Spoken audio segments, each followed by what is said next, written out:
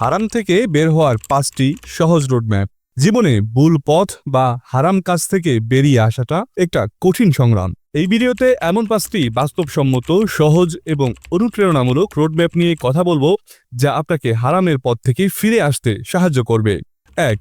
তাৎক্ষণিক না বলা এবং বিকল্প কৌশল গ্রহণ করা।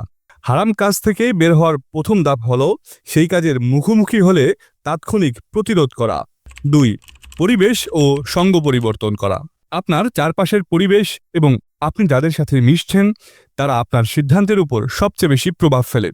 তাই হারাম থেকে ফিরে আসার জন্য পরিবেশ ও সঙ্গ পরিবর্তন করা জরুরি। 3. আল্লাহর সাথে নিবিড় সম্পর্ক গড়া। হারাম কাজ থেকে বের হওয়ার আসল শক্তি আসে আল্লাহর সাথে আপনার বন্ধন দৃঢ় করার মাধ্যমে। 4. সময়কে কাজে লাগানো, লক্ষ্যের দিকে এগিয়ে যাওয়া। অলস মস্তিষ্ক শয়তানের কারখানা।